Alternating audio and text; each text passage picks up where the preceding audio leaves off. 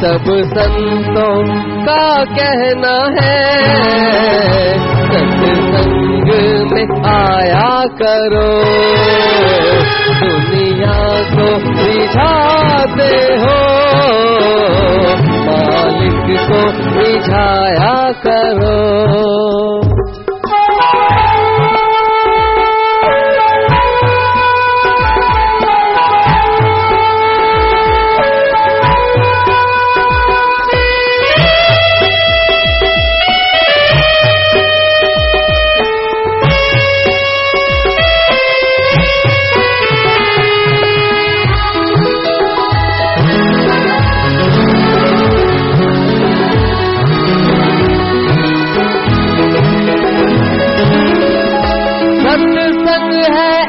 उत्तम तीरथ बैल मन की यहाँ धुलती है,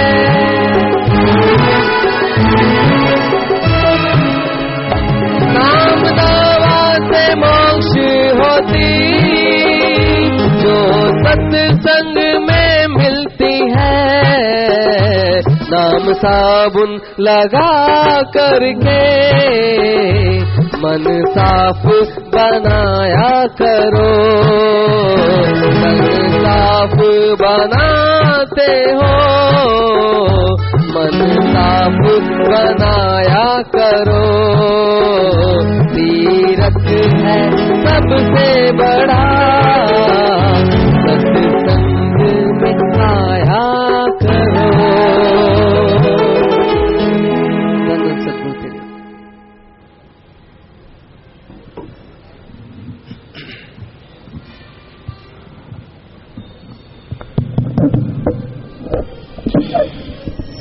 मालिक की प्यारी सत्संगजियों, आप सबका सर्वधर्म संगम में पधारने का बहुत बहुत स्वागत करते हैं। Most welcome. और थोड़ा अपने बारे में बताएं। हम हरियाणा से आए हैं, लेकिन हमारा जन्म राजस्थान में हुआ। राजेश जी, हाँ बोलिए। ഇവിടെ ആശ്രമത്തിന്റെ ക്ഷണം സ്വീകരിച്ച് ഞങ്ങളെ കാണാനെത്തി അനുഗ്രഹിച്ച മുഴുവൻ ദേശവാസികൾക്കും നമസ്കാരം. Most welcome. ഞാൻ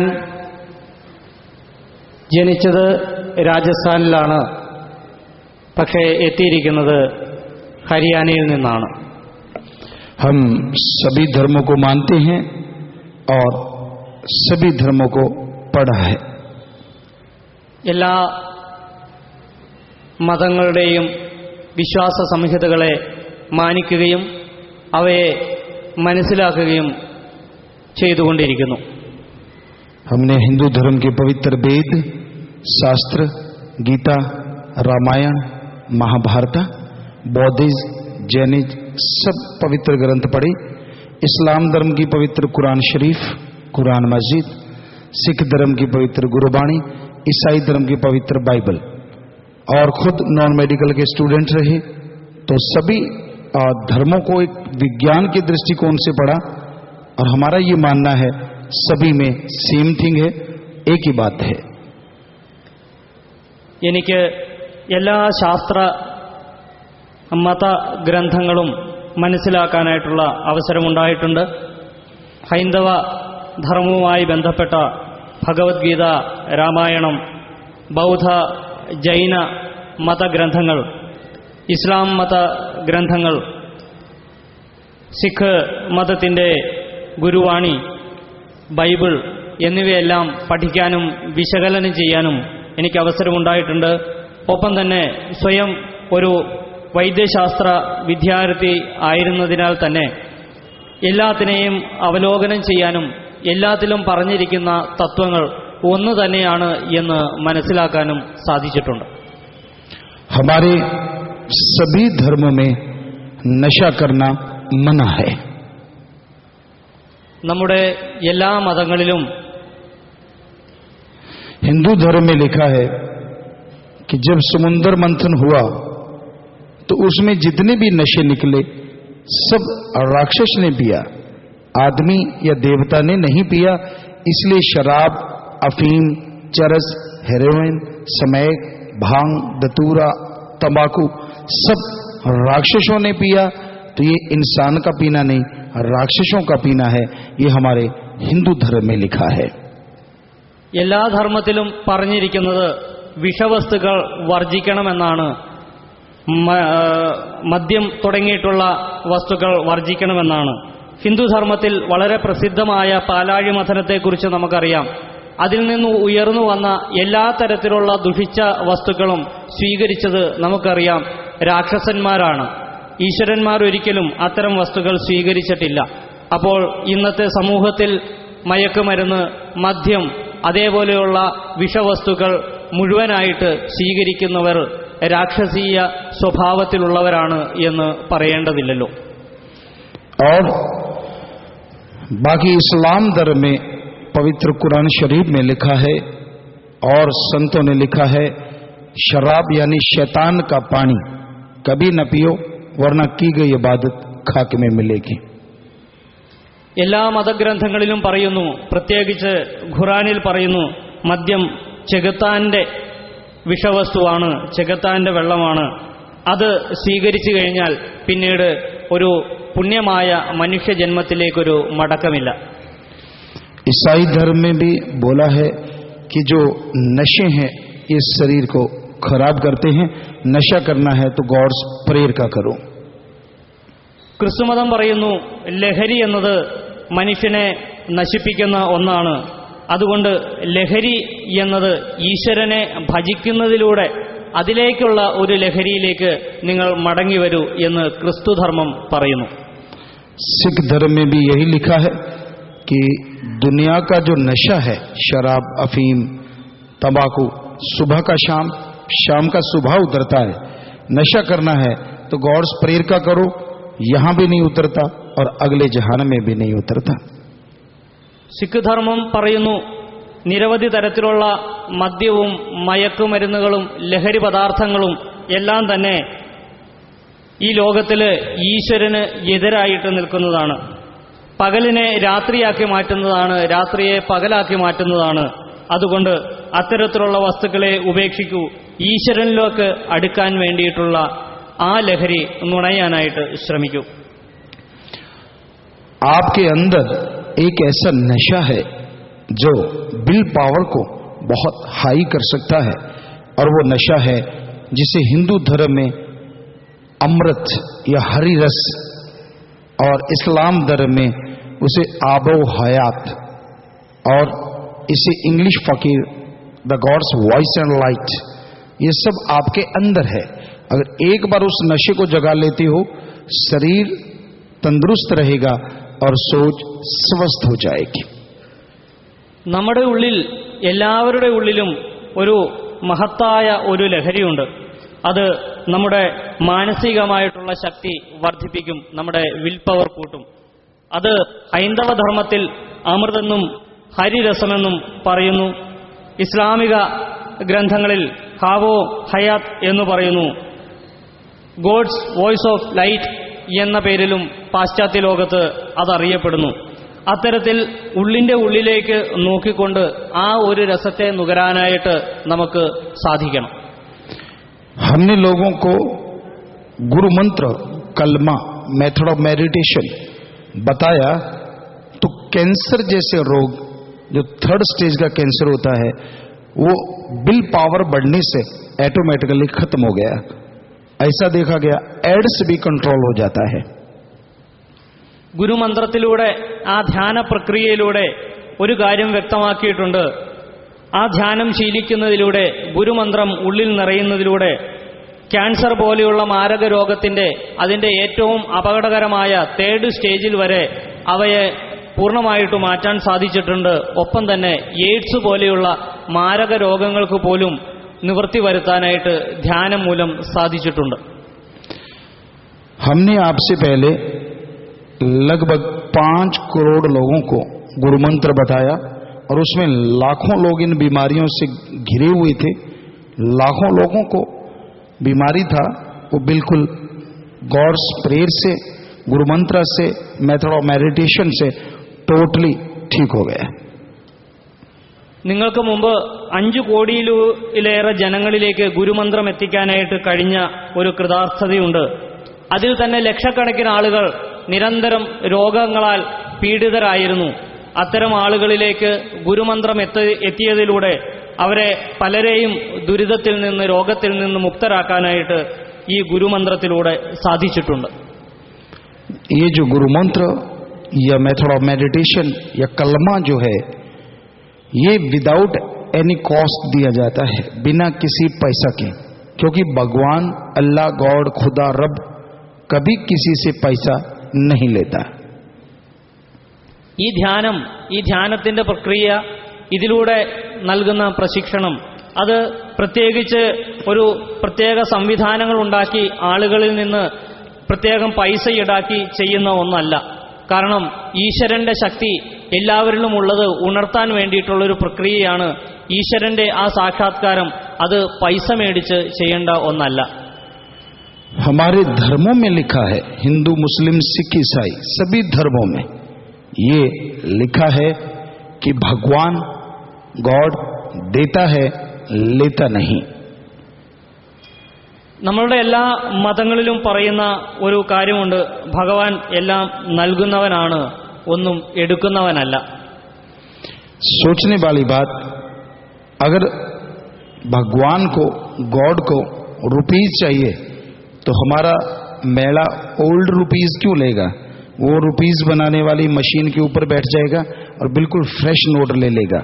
क्या कोई उसे रोक सकता है? क्योंकि गॉड इज एवरीवेयर। ഭഗവാന് അങ്ങനെ പൈസ വേണമെന്നുണ്ടെങ്കിൽ എന്തിനു ഭഗവാൻ നമ്മുടെ കയ്യിലിരിക്കുന്ന ചുക്കിച്ചുളിഞ്ഞ അല്ലെങ്കിൽ കാലഹരണപ്പെട്ട പൈസ തട്ടിയെടുക്കണം? ഭഗവാന് നോട്ടടിക്കുന്ന ആ യന്ത്രങ്ങളുടെയും ആ യന്ത്രപ്പുരകളുടെയും കൈവശാവകാശം വെച്ചുകൊണ്ട് ഫ്രഷ് ആയിട്ടുള്ള പുതിയ നോട്ടുകൾ തന്നെ എടുത്താൽ പോരെ? असल में आदमी देता है और आदमी उठा के खा जाता है। गॉड के पास एक नया पैसा नहीं जाता, ये हम आपको गारंटी देता है। യഥാർത്ഥത്തിൽ സംഭവിക്കുന്നത് എന്താണ്? മനുഷ്യൻ തന്നെയാണ് ഉണ്ടാക്കുന്നത്, മനുഷ്യൻ തന്നെയാണ് എടുക്കുന്നത്, മനുഷ്യൻ തന്നെയാണ് നഷ്ടപ്പെടുത്തുന്നത്. യഥാർത്ഥത്തിൽ ഭഗവാന്റെ കൈകളിലേക്ക് പൈസയോ അത്തരത്തിലുള്ള ഒരു വസ്തുക്കളോ ചെന്നെത്തുന്നില്ല എന്ന സത്യം നാം മനസ്സിലാക്കണം. गॉड को अगर आप कुछ देना चाहता है तो अपनी भावना, शुद्ध भावना से, वो भावना जो बेटे के दर्द होने पे अपने आप आंसू आ जाता है, वो भावना जो बेटा बीमार होने पे अपने आप आंखों में आंसू आ जाता है, ऐसी श्रद्धा, ऐसी भावना पैदा करो, हम आपको गारंटी देता है भगवान का दर्शन जरूर होगा। നമ്മൾ ഈശ്വരനിൽ സമർപ്പിക്കേണ്ടത് എന്താണ്? യഥാർത്ഥത്തിൽ ഹൃദയത്തിൽ നിന്നും വഴിഞ്ഞൊഴുകുന്ന ആ ഭക്തി തന്നെയല്ലേ? യഥാർത്ഥത്തിൽ ഒരു മകന് എന്തെങ്കിലും ബുദ്ധിമുട്ടുണ്ടാകുമ്പോൾ ഒരച്ഛനോ അമ്മയോ തപിക്കുന്നത് പോലെ, ആ ഹൃദയം നൊന്ത് കണ്ണീര് വരുന്നത് പോലെ, ആ ഒരു വൈകാരികമായിട്ടുള്ളൊരു ഭാവത്തോടു കൂടിയിട്ടുള്ള ഭക്തി അത് ഭഗവാനിലേക്ക് പ്രവഹിക്കട്ടെ.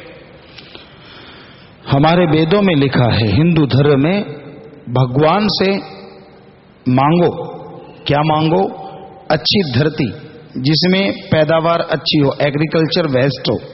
भगवान से अच्छा वाटर मांगो, भगवान से अच्छी एयर मांगो, भगवान से हेल्थ तंदुरुस्ती मांगो और भगवान से अच्छी संतान मांगो। अरे मांगना है तो भगवान से भगवान को मांगो, भगवान को देने की जरूरत नहीं, क्योंकि वो तो सारी चीजों का स्वामी है। ഭാരതത്തിന്റെ വേദശാസ്ത്രങ്ങളിൽ പറയുന്നു, ഭഗവാനോട് ചോദിക്കാൻ പറയുന്നു. ഭഗവാനോട് എന്ത് ചോദിക്കണം എന്ന് വളരെ വ്യക്തമായിട്ട് പറയുന്നു. നല്ല ഭൂമി ചോദിക്കാനായിട്ട് പറയുന്നു, നല്ല മണ്ണ് ചോദിക്കാനായിട്ട് പറയുന്നു, അതിൽ നല്ല കൃഷി, നല്ല രീതിയിൽ ധനധാന്യങ്ങൾ സമ്പന്നമായിട്ട് ഉണ്ടാവുന്ന കൃഷിഭൂമി ചോദിക്കാനായിട്ട് പറയുന്നു, നല്ല ശുദ്ധമായ വെള്ളം ലഭിക്കാനായിട്ട് ഭഗവാനോട് പ്രാർത്ഥിക്കുന്നു, നല്ല വായു വേണമെന്ന് പ്രാർത്ഥിക്കുന്നു. അതേപോലെ തന്നെ ശാരീരികമായിട്ടുള്ള ആ ഒരു സന്തുലിതാവസ്ഥ ഉണ്ടാവാനായിട്ട് നമ്മൾ പ്രാർത്ഥിക്കുന്നു. എന്തിനേറെ പറയുന്നു, നല്ല പുത്രന്മാരുണ്ടാവട്ടെ, സത്പുത്രന്മാരുണ്ടാവട്ടെ എന്ന് നമ്മൾ ഭഗവാനോട് പ്രാർത്ഥിക്കുന്നു. ഭഗവാനെ തന്നെ പ്രാർത്ഥിക്കുന്നു. കാരണം നമുക്കെല്ലാം അറിയാം, ഭഗവാനാണ് എല്ലാത്തിലുമുള്ളത്, ഭഗവാൻ തന്നെയാണ് എല്ലായിടത്തും നിറഞ്ഞു നിൽക്കുന്നത് എന്ന് ഹൈന്ദവ ശാസ്ത്രങ്ങൾ പറയുന്നു. भगवान बाहर नहीं है, भगवान हम सबके अंदर है. ऐसा कोई प्लेस नहीं है यहां गॉड ना हो. God is everywhere. फिर हम अपने इनसाइड क्यों नहीं उसे ढूंढता, बाहर क्यों ढूंढता है? वो हम सबके अंदर बैठा है. और फैमिली छोड़ने की जरूरत नहीं है. विद फैमिली आप गॉड को देख सकता है, उसकी पावर को हासिल कर सकता है. ഈശ്വരീയ ചൈതന്യം നമ്മുടെ ഉള്ളിൽ തന്നെയാണ്. ഗോഡ് ഈസ് എവരിവെയർ എന്ന് നമുക്കറിയാം. പിന്നെ നാം എന്തിന് പുറത്തേക്ക് അന്വേഷിക്കണം? നാം എന്തിന് പുറത്ത് കറങ്ങി നടക്കണം? കുടുംബത്തെ ഒരുമിച്ച് ചേർത്തുകൊണ്ട്, കുടുംബത്തോടൊപ്പം ജീവിച്ചുകൊണ്ട് തന്നെ നമുക്കിതെല്ലാം സാധ്യമാണ് എന്ന് തെളിയിച്ചിരിക്കുന്നു. आप कोई भी सवाल क्वेश्चन पूछ सकता है, अगर आपका दिल करेगा हम बीच में आपको बताता रहेगा. आपका अगर दिल करे तो राजेश जी हैं, मलयालम में आप बात करें, कोई क्वेश्चन करें, जो मर्जी क्वेश्चन, जैसा भगवान हमें ख्याल देगा उसका जवाब देगा. बीच बीच में आप पूछ सकता है. ഈ പ്രഭാഷണങ്ങൾക്കിടയിലും നമുക്ക് ഉള്ള സംശയങ്ങളോ നമുക്കുള്ള മറ്റേതെങ്കിലും തരത്തിലുള്ള വിശ്വാസങ്ങളെക്കുറിച്ചിട്ടോ നമുക്ക് ചോദിക്കാം. ഇതിനിടയിൽ അതിനും ഉത്തരം നൽകാനായിട്ട് സാധിക്കും. മലയാളത്തിൽ തന്നെ ചോദിക്കാം, കുഴപ്പമില്ല. ഇവിടെ നിന്ന് അത് മനസ്സിലാകുന്ന തരത്തിൽ വീണ്ടും നമുക്കതിൻ്റെ ഉത്തരങ്ങൾ ലഭ്യമാകാനായിട്ടുള്ള പ്രയത്നം നടത്താം. साइंस विज्ञान ने यह सिद्ध किया है कि हमारा जो बॉडी है ये totally we are pure vegetarian. हम नॉन वेज बॉडी नहीं है. आज ये रिसर्च आ चुका है नासा साइंस केंद्र अमेरिका से कि जो आदि मानव था वो भी प्योर वेजिटेरियन था. पहले ये पढ़ाया गया कि वो नॉन वेज खाता था, लेकिन न्यू रिसर्च ये कह रहा है कि वो प्योर वेजिटेरियन था.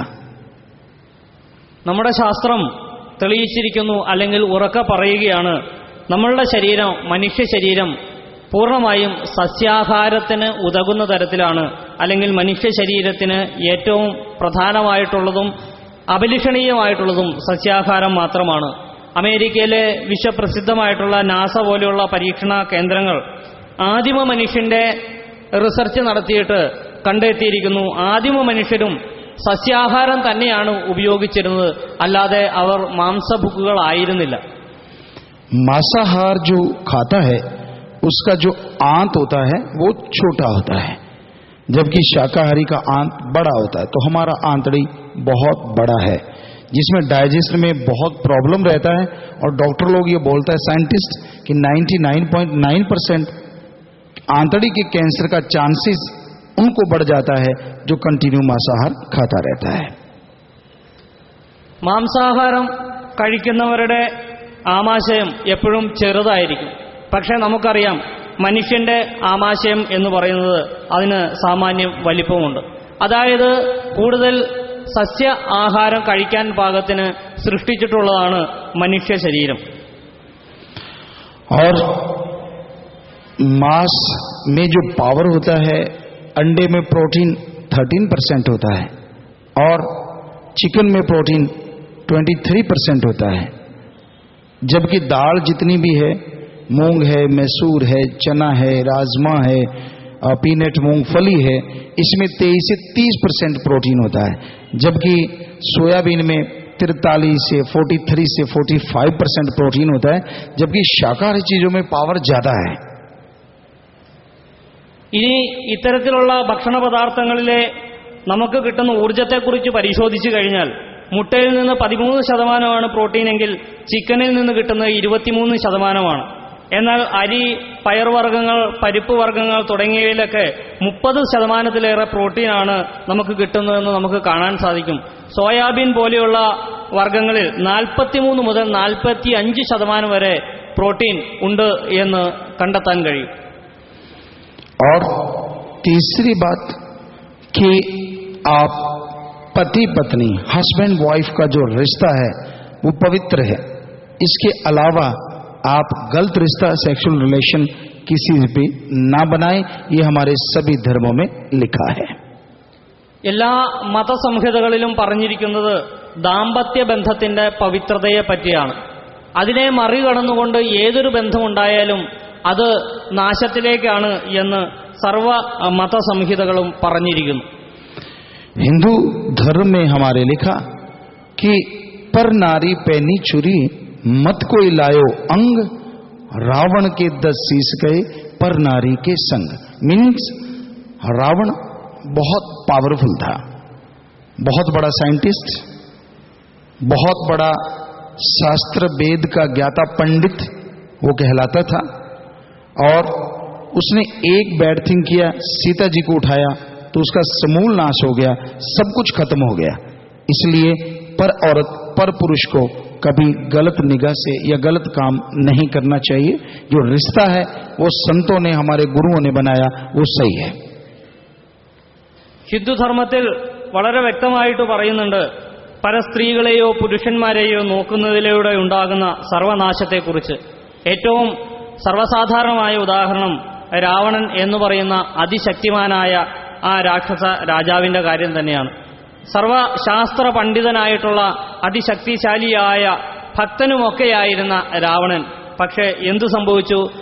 ജീവിതത്തിലാകെ ചെയ്ത ഒരേ ഒരു തെറ്റ് സീതയെ അപഹരിക്കുക എന്നതായിരുന്നു, തട്ടിയെടുക്കുക എന്നതായിരുന്നു. അതിലൂടെ ആ സമൂലമായ ആ വംശത്തിന്റെ നാശമാണ് സംഭവിച്ചത് എന്ന് നമുക്ക് കാണാനായിട്ട് സാധിക്കും. इस्लाम धर्म में आप में कोई मुसलमान भाई हैं तो उसमें लिखता है, पैगंबर मोहम्मद साहब ने लिखा कि जायज रिश्ता अख्तियार करो।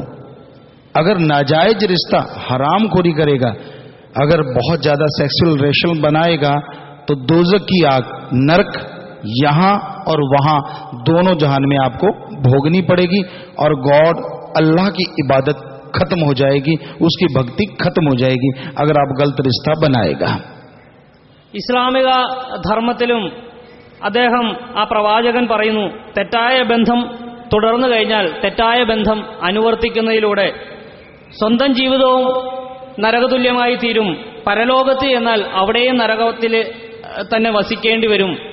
അവസാനം ആ ശക്തനായിട്ടുള്ള ആ ദൈവം പൂർണ്ണമായിട്ടും നമ്മളെ കൈവിട്ടൊഴിയും. तो हम आपको एक भजन छोटा सा सुना रहे हैं, उसके फौरन बाद आप जो क्वेश्चन करना चाहेगा आप अपनी जगह पे खड़े होकर बोलेगा तो हम उसका आंसर देगा, और साथ में आपको वो मेथड ऑफ मेडिटेशन जिसपे कोई पैसा नहीं, कोई धर्म नहीं छोड़ना, घर नहीं छोड़ना, वो भी बताएगा. ഇനി ഭക്തിസാന്ദ്രമായ ചില ഭജനുകൾ നമുക്ക് കേൾക്കാം. അതിനുശേഷം നമ്മൾക്ക് ചോദിക്കാനുള്ള ചോദ്യങ്ങൾ ഇവിടെ ശ്രീ ഗുരുജിയോട് നമുക്ക് ചോദിക്കാവുന്നതാണ്. അതുമായി ബന്ധപ്പെട്ട ഉത്തരങ്ങളും നൽകാനായിട്ട് ശ്രമിക്കുന്നതാണ്. जी, तो एक भजन, एक नज़म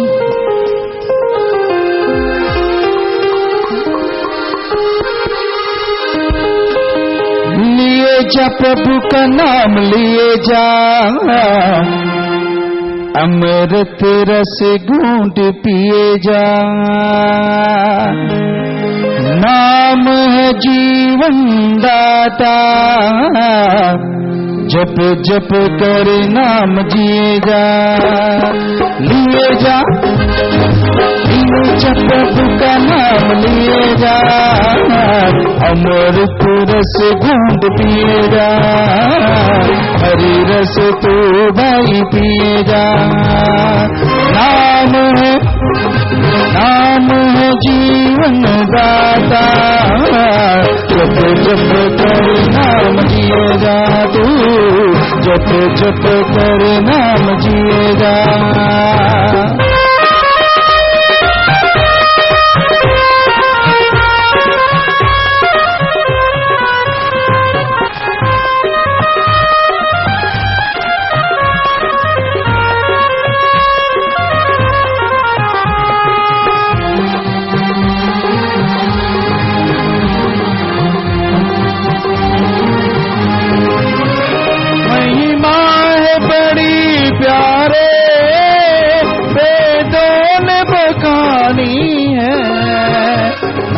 शब्द की जो कीमत जिसने पहचानी है, बदले में तन प्राण दिए जा, अमृत रस घूंट पिए जा, लिए जा मालिक का नाम लिए जा, हरि रस भाई तू पिए जा, आप हयात तू पिए जा।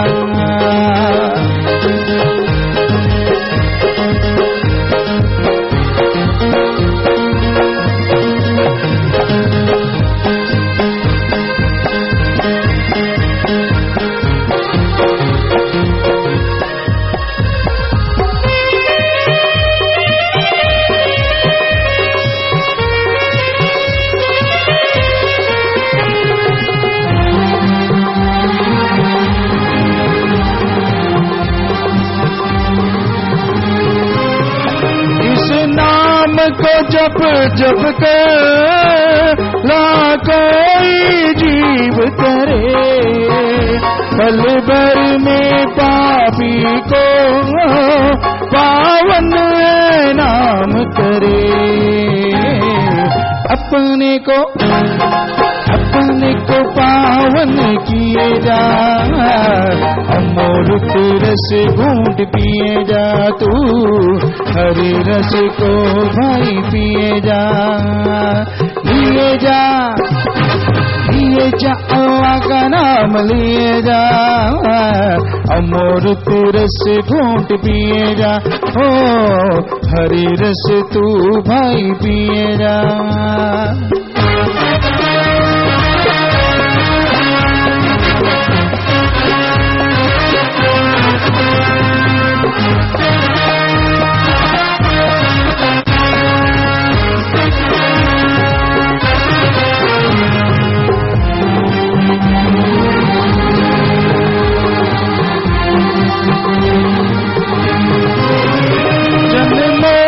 मलिनता से आजाद जो होना है, नाम साबुन से मन अपना मल मल कर धोना है, निर्मल तन मन किए जा, अमृत रस घूंट पिए जा, तू हरि रस को भाई पिए जा, लिए जा प्रभु का नाम लिए जा, अमृत रस को पिए जा, हरि रस को भाई पिए जा।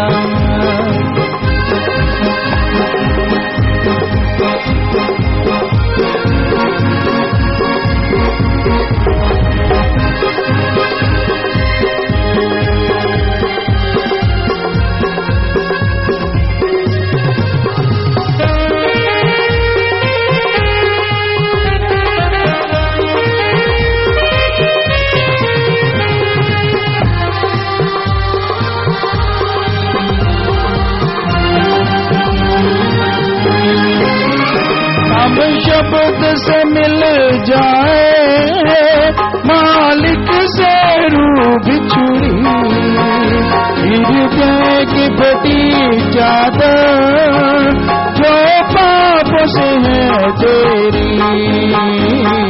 नाम की सुई से सिए जा, अमृत रस घूंट पिए जा, तू हरि रस को भाई पिए जा, लिए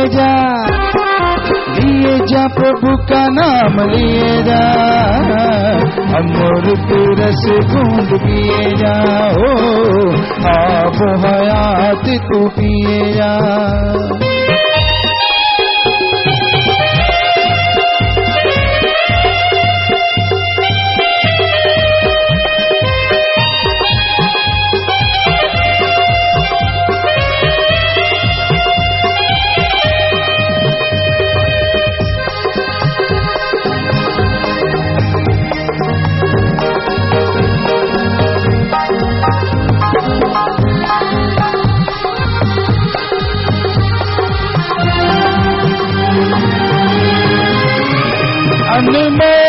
पदार्थ नाम दुनिया को खबर नहीं, बिन दाम ये मिलता है पर जीव को कदर नहीं।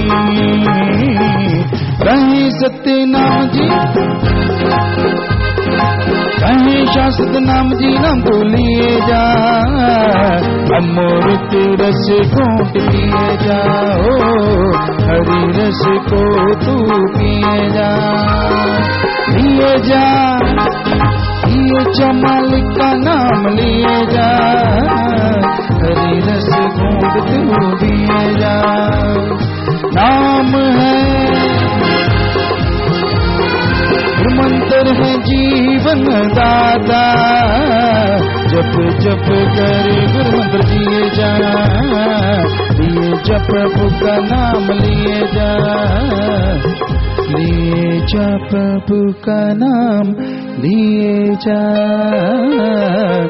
अमृत रस घूंट पिए जा।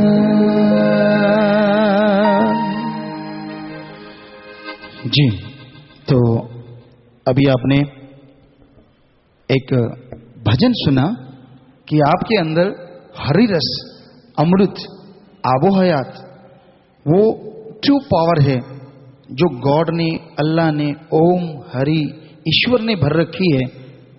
लेकिन आप जब तक मेडिटेशन नहीं करेंगे, अंदर की पावर हासिल नहीं करेंगे और आप कंगाल रहेंगे। ഈ ഭജനയിലൂടെ നമ്മുടെ ഉള്ളിലേക്ക് ആ അമൃതം ആകുന്ന ഹരിരസം വന്ന് നിറഞ്ഞിരിക്കുകയാണ്. കാരണം മനസ്സുകൊണ്ട് നമ്മളുടെ ശ്രദ്ധ നമ്മുടെ ഉള്ളിലേക്ക് തന്നെ വന്നിരിക്കുന്നു. അത് ഈശ്വരനായിട്ടും അള്ളാവായിട്ടും മറ്റെല്ലാ തരത്തിലുള്ള രൂപങ്ങളായിട്ടും നമ്മുടെ ഉള്ളിലേക്ക് നിറഞ്ഞതുകൊണ്ട് നമുക്ക് ഈശ്വരന്റെ ആ സാക്ഷാത്കാരവും അതിലൂടെ മാനസികമായ ഒരു ശക്തിയും കൈവന്നിരിക്കുന്നു. वो शब्द जिसे गुरु मंत्र कहते हैं, मेथड ऑफ मेडिटेशन, इसे इंग्लिश फकीर कहते हैं। हमारे हिंदू धर्म में गुरु मंत्र और इस्लाम धर्म में से कलमा, सिख धर्म में नाम शब्द, तो नाम दीक्षा। तो ये शब्द हैं। जैसे 200 केजी दूध, मिल्क की पावर आप लेना चाहो तो नहीं ले सकते, लेकिन उसको घी बना दो तो उसकी पावर ले सकते हो। उसी तरह सारे पवित्र धर्मों का ये निचोड़ है गुरु मंत्र, मेथड ऑफ मेडिटेशन। ഗുരുവിന്റെ അല്ലെങ്കിൽ ഈശ്വരന്റെ ആ ശക്തി അത് ഗുരുമന്ത്രത്തിലൂടെ എങ്ങനെ ലഭിക്കുന്നു എന്ന് നമ്മൾ നോക്കുമ്പോൾ അതിനുള്ള മാർഗമാണ് ധ്യാനം അല്ലെങ്കിൽ മെഡിറ്റേഷൻ എന്ന് പറയുന്നത്. അത് ഓരോ ധർമ്മത്തിലും ഓരോ മതസംഹിതയിലും പല പേരിൽ അറിയപ്പെടുന്നു. ഗുരു മന്ത്രം എന്ന് തന്നെ അല്ലെങ്കിൽ മന്ത്രം എന്ന് തന്നെ ഹൈന്ദവ ധർമ്മത്തിൽ അത് പറയുമ്പോൾ കൽമ എന്നുള്ള രീതിയിൽ ഇസ്ലാമിക ധർമ്മത്തിലും ഓത്ത് അല്ലെങ്കിൽ ശബത്ത് എന്നുള്ള രീതിയിൽ ക്രൈസ്തവ ധർമ്മത്തിലും ദീക്ഷയെന്നും ഒക്കെ നമുക്കതിനെ വിളിക്കാം. എങ്ങനെ എന്ന് നമ്മൾ ചോദിച്ചു കഴിഞ്ഞാൽ പാലിന്റെ ശക്തി എങ്ങനെ നമുക്ക് കിട്ടുന്നു എന്ന് ചോദിച്ചാൽ പാലിനെ നമ്മൾ വെണ്ണയാക്കുമ്പോഴോ അത് നെയ്യാക്കുമ്പോഴോ കിട്ടുന്ന തരത്തിലുള്ള ഒരു ശക്തി, ഈ തരത്തിൽ ആ യഥാർത്ഥത്തിലുള്ള ഒരു ഗുരുവിന്റെ മന്ത്രം, ആ മന്ത്രത്തെ നമ്മുടെ ധ്യാനത്തിലൂടെ, ആ ധ്യാന പ്രക്രിയയിലൂടെ നമ്മളിലേക്ക് നമുക്ക് ആവാഹിക്കാനായിട്ട് സാധിക്കും. आप कोई सवाल पूछना चाहें तो पूछिए, फिर हमको गुरु मंत्र, मेथड ऑफ मेडिटेशन बताते हैं। उसके लिए कुछ आपसे लेंगे नहीं, विदाउट एनी कॉस्ट, कुछ भी नहीं करना, बस आपने रिपीट करना है। तो उससे पहले हम चाहते हैं कि आपका अगर कोई क्वेश्चन है तो आप हमसे जरूर पूछिए। ഇതുമായിട്ട് ബന്ധപ്പെട്ട് എന്തെങ്കിലും ചോദ്യങ്ങൾ ചോദിക്കാനുണ്ടെങ്കിൽ ഈ സമയത്ത് ചോദിക്കാം. കാരണം ഇതുമായിട്ട് ബന്ധപ്പെട്ട ചില ധ്യാനങ്ങൾ നമുക്കിപ്പോൾ ശീലിക്കാം. അതിന് പ്രത്യേക പൈസ തരേണ്ട കാര്യമില്ല. ഇതെല്ലാം നമുക്ക് ശീലിക്കേണ്ട കാര്യങ്ങളാണ്. അപ്പൊ അത് നമ്മളുടെ ചോദ്യങ്ങൾക്കുള്ള ഉത്തരങ്ങൾക്ക് അതിനുശേഷം നമുക്ക് ധ്യാനം പരിശീലിക്കാനായിട്ട് സാധിക്കും. അങ്ങനെ ചോദ്യങ്ങളോ സംശയങ്ങളോ എന്തെങ്കിലും ചോദിക്കാനുള്ളവർക്ക് ഈ സമയം ഉപയോഗപ്പെടുത്താം. 15-20 दिन पहले हम केरला में कालीकट में मेथड ऑफ मेडिटेशन का प्रोग्राम रखा, तो बहुत लोगों ने क्वेश्चन किया. हम चाहते हैं आप ही हमसे पूछिए, anything, any question if you ask, most welcome. आप पूछ सकता है, मलयालम में पूछिए और राजेश जी हमें ट्रांसलेट करेंगे। जरूर पूछिए, आपके अंदर कोई जिज्ञासा है, कुछ भी आप पूछना चाहते हैं। 10-15 ദിവസം മുമ്പ് കോഴിക്കോട് ഇതേപോലെയുള്ള പരിപാടി നടന്നിരുന്നു. അന്ന് നിരവധി സംശയങ്ങളുമായിട്ട് ആളുകൾ എഴുന്നേറ്റ് നിന്ന് ചോദിച്ചിരുന്നു. അതേപോലെ തന്നെ ഇവിടെയും നമുക്ക് ചോദിക്കാം. ചോദിക്കുന്ന ചോദ്യങ്ങൾ മലയാളത്തിൽ തന്നെ ചോദിച്ചു എന്നതുകൊണ്ട് കുഴപ്പമില്ല. അത് ഇവിടെ ട്രാൻസ്ലേറ്റ് ചെയ്യാനായിട്ടുള്ള സംവിധാനമുണ്ട്. जी, उधर पूछना चाहते हैं राजेश जी, आप जाएं माइक लेके। राजेश जी आ रहे हैं आपके पास।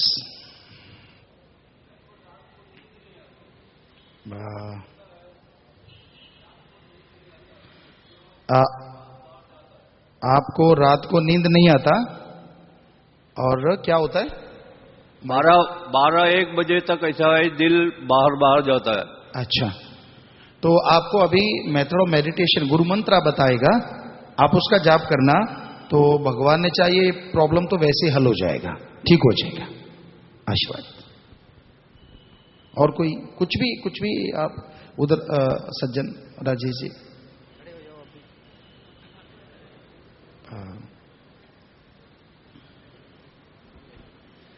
നമുക്ക് വേദപുസ്തകം വായിക്കുന്നതിലൂടെ മെഡിറ്റേഷനിലേക്ക് എത്തിച്ചേരാനായിട്ട് സാധിക്കുമോ ഗുരു? जी बताइए। जो ग्रंथ हम पढ़ने से, निरंतर साधना करने से ये मेडिटेशन का लाभ मिलेगा क्या गुरु जी? ऐसा बोल। पवित्र ग्रंथ पढ़ने से उसका फल तो मिलता है, लेकिन मेथड ऑफ मेडिटेशन से मुक्ति मोक्ष दोनों जहान में मिलता है। यहाँ गम दुख दर्द बीमारियों से और मरने के बाद जन्म मरण के सर्कल से। പവിത്രമായ ഗ്രന്ഥങ്ങൾ പഠിക്കുന്നതിലൂടെ നമുക്ക് സ്വാഭാവികമായിട്ടുള്ള ചില ക്ഷമതകളും ധ്യാനവും എല്ലാം കിട്ടും. പക്ഷേ മെട്രോ മെഡിറ്റേഷനിലൂടെ നമുക്ക് കിട്ടുന്ന ആ ഒരു ശക്തി, അത് നമ്മളുടെ ജന്മജന്മാന്തരങ്ങളുടെ നമ്മുടെ ഒരു ശക്തിയായിട്ട് നമ്മളുടെ ആന്തരികമായും മാനസികമായും ആത്മാവിലൂടെ അത് മുന്നോട്ട് പോകും. जी कोई और സജ്ജൻ? जी जी അങ്ങക്ക് ഇത്രയും സെക്യൂരിറ്റിയുടെ ആവശ്യം എന്താണ്? ജീവനിൽ ഭയമുണ്ടോ? Why you have this much of security? Are you afraid of something like that? He is asking. अच्छा, ये कह रहे हैं कि जो सिक्योरिटी है वो आपने जो लगाई है, तो क्या आप किसी से डरते हैं? नहीं, हम किसी से डरते होते तो ऐसा नहीं बैठते, बिल्कुल ओपन घूमता है। आप कोई चीज आगे पूछिए। सिक्योरिटी का वजह हुआ कि हमने पूरे इंडिया में और पूरे वर्ल्ड में 5 करोड़ लोगों को ड्रग छुड़ाया है। तो जो ड्रग माफिया है हम पे अटैक करता है। एक टाइम RDX का अटैक हुआ है, एक टाइम वैसे गन शॉट का अटैक या लाठी वगैरह से 2-3 बार हमें रोका गया। तो इसलिए जो गवर्नमेंट है उसने ये सब किया है, हमें इसका जरूरत नहीं है। जी, ഇവിടെ യാത്ര ചെയ്യുന്ന സമയത്ത് എന്തുകൊണ്ടാണ് ഇത്രയധികം സെക്യൂരിറ്റി, താങ്കളുടെ ജീവന് ഭയമുണ്ടോ എന്നായിരുന്നു ചോദിച്ചത്.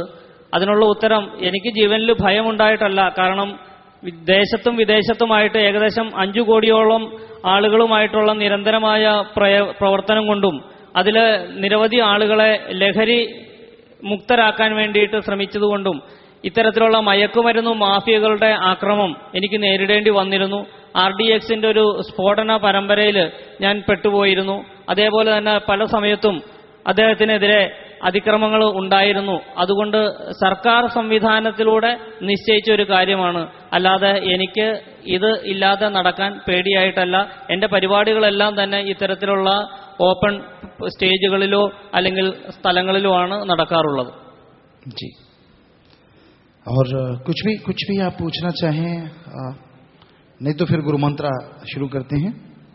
जी, कोई भी ആർക്കെങ്കിലും ചോദിക്കാനുണ്ടെങ്കിൽ എഴുന്നേറ്റ് നിൽക്കാം, മൈക്ക് അവിടെ എത്തിക്കുന്നതായിരിക്കും. सम टाइम ज्यादा टाइम ആരെങ്കിലും ഉണ്ടോ ആ ഭാഗത്ത്? എഴുന്നേറ്റ് നിന്നാൽ അല്ലെങ്കിൽ ഒന്ന് കൈ ഉയർത്തിയാൽ മതി.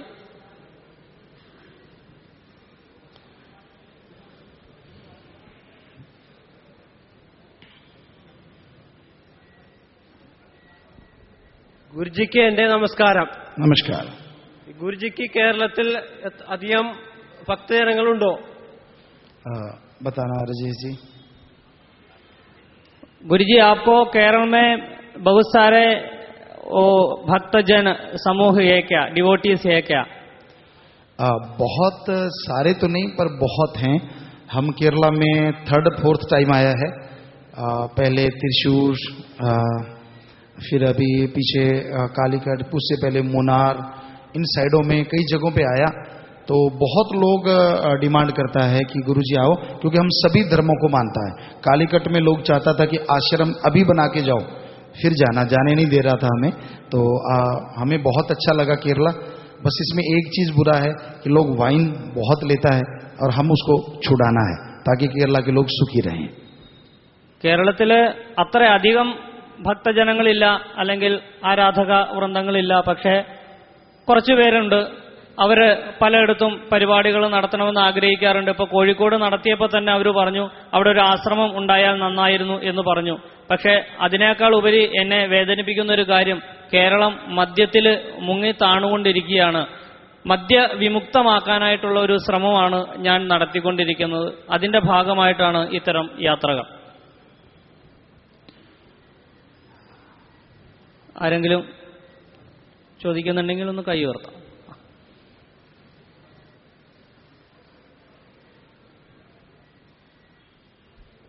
संत गुरु जी महाराज, आपसे हम ये जानना चाहता हूं, आपका नाम से ये पता करता है कि संत गुरु जी राम रहीम सिंह जी इंसान, इसका मतलब जो है आप जो है पूरा इंसान को, पूरा तत्व को, पूरा जाति को, सबको मानते हो. इसके मतलब उसके depend upon your policy you have right in books for the devotees. I know that. क्या कहना, पूरा समझ नहीं आया, बोलिए राजेश जी. उन्होंने जो आपसे पूछा कि आपका जो नाम है पूरा, इसमें इंसान पूरा नाम है, इससे आप ये थोड़ा विस्तृत में जानने के लिए पुस्तक ऐसा कुछ लिखा है, ऐसा कुछ के बारे में उन्होंने सोचा. अच्छा, अभी इसका मतलब क्या है? हम सभी धर्मों को मानता है क्योंकि सभी धर्म एक जैसा है, 99% सेम है, कहीं थोड़ा बहुत फर्क है. तो इसलिए हम सभी धर्मों को मानते हैं. इसलिए नाम भी ऐसा है ताकि नाम से लोगों को पहचान हो. और ये जो हम गले में डालते हैं, इसका मतलब भी कि वो ओम हरि अल्लाह गॉड खुदा राम ईश्वर भगवान एक है और हम सब एक हैं. लैंग्वेज चेंज है, पहनावा चेंज है, खाना चेंज है, और कुछ चेंज नहीं भगवान की तरफ से. हम सब एक, भगवान एक. ഞാൻ എല്ലാ ഈശ്വരന്മാരെയും ഒരേപോലെ വിശ്വസിക്കുന്നു, എല്ലാ മതങ്ങളിലും ഒരേപോലെ വിശ്വസിക്കുന്നു. അതുകൊണ്ട് തന്നെയാണ് എൻ്റെ പേരിലും അത്തരത്തിലുള്ള ചില കാര്യങ്ങൾ കൂട്ടിച്ചേർത്തിട്ടുള്ളത്. അതേപോലെ തന്നെ കഴുത്തിൽ ഞാൻ അണിഞ്ഞിരിക്കുന്ന ഒരു ചിഹ്നമുണ്ട്. അത് ഒന്ന് എന്നുള്ള ഒരു അക്കമാണ്, ഏകമെന്നുള്ളൊരു സത്യമാണ് എല്ലാ മതങ്ങളും ഉദ്ഘോഷിക്കുന്നത് എന്ന് പറയുന്നു. ആ ഒരു തത്വത്തിൽ അനുഷ്ഠിച്ചുകൊണ്ട് അതിലൂടെ ജീവിക്കാനായിട്ട് ആഗ്രഹിക്കുന്നു. जी, तो अब आपको, हाँ जी जी. ഗുരുജിയുടെ പാദങ്ങളിൽ എനിക്ക് പ്രണാമം അർപ്പിക്കാൻ ആഗ്രഹമുണ്ട്. അതിനവസരം കിട്ടിയില്ലെങ്കിൽ എനിക്ക് ഒരു ദീർഘദണ്ഡ നമസ്കാരം വാക്കുകളിലൂടെ അർപ്പിക്കാൻ ഞാൻ ആഗ്രഹിക്കുന്നു. അതിനവസരം കിട്ടുമെങ്കിൽ എന്ന് മാത്രം പറഞ്ഞുകൊണ്ട് ഞാൻ നിർത്തുന്നു. गुरुजी के पास में आकर आपका पादार विंद में, पाद चरण में नमस्कार करना मैं चाहता हूँ. वो नहीं हो गया तो मैं पूरा अपने ध्वनि से, अपने शब्द से एक साष्टांग प्रणाम करना चाहता हूँ. ऐसे वो जी जी जी जी इन्हें बोलिए. आपने ऐसे भी नमन कर लिया, अगर सच्चे दिल से कर लिया, हम तो क्या भगवान भी उसको मंजूर करेंगे. और कुछ करना जरूरत नहीं पड़ता. अगर आप सच्चे दिल से, भावना से यानी और ख्यालों से, अगर सच्चे दिल से आंखें बंद करके या खोल के नमन करता है, हमें तो मंजूर करना ही, भगवान भी उसको मंजूर कर लेता है. താങ്കൾ ഏത് തരത്തിലുള്ള നമസ്കാരം ചെയ്താലും അത് ഈശ്വരനിലേക്കാണ് എത്തുന്നത്.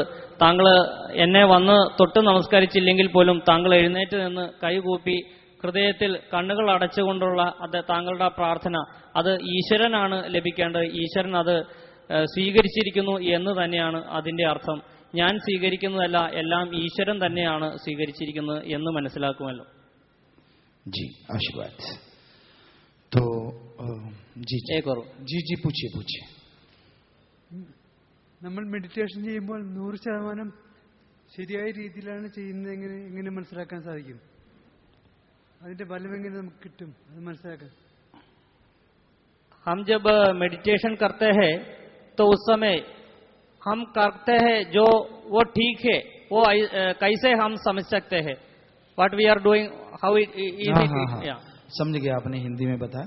तो जब आप गुरु मंत्र मेथड मेडिटेशन करेगा तो नेचुरली उसका जो लक्षण है, उसके जो साइन है, वो आपके इनसाइड और आउटसाइड दोनों तरफ आएगा. आपको पता चलेगा आप ट्रू वे पे जा रहा है. യഥാർത്ഥത്തിലുള്ള മെഡിറ്റേഷൻ, നമ്മളുടെ ധ്യാനം ശീലിച്ചു കഴിഞ്ഞാൽ അത് നമ്മളുടെ ഉള്ളിലും പുറത്തും ഒരേപോലെ തന്നെ പ്രതിഫലിക്കും എന്നത് നമ്മൾ സ്വയം അനുഭവിച്ചറിയേണ്ട ഒരു കാര്യമാണ്. അത് അനുഭവിച്ചുകൊണ്ടിരിക്കുമ്പോൾ ആ മെഡിറ്റേഷൻ കൃത്യമാണോ എന്നുള്ളത് നമുക്ക് കൃത്യമായിട്ട് ബോധ്യപ്പെടും. അത് നമ്മൾ ശീലിച്ച് തന്നെ ഉണ്ടാക്കേണ്ട ഒന്നാണ്. जी, तो आप राजेश जी आ जाइए. अब आपको गुरु मंत्र कलमा बताने जा रहे हैं. आपने ध्यान से सुनना है. सबसे पहले आपके लिए प्रेयर करेगा, प्रार्थना, अरदास, दुआ, विनती, प्रेयर करेगा. उसके फौरन बाद आपको कुछ मिनट में, सम मिनट में आपको गुरु मंत्र मेथड मेडिटेशन कलमा वो बता देगा. अब आपके लिए प्रेयर करेगा. ഇപ്പോ നമ്മളുടെ മെഡിറ്റേഷൻ തുടങ്ങാനായിട്ട് പോവുകയാണ്. അതിനു മുമ്പ് നമുക്കെല്ലാവർക്കും വേണ്ടിയിട്ടുള്ള പ്രാർത്ഥന അത് നടക്കും. അതുമായിട്ട് ബന്ധപ്പെട്ട് അതിനുശേഷമുള്ള സൂചനകളുണ്ടാകും.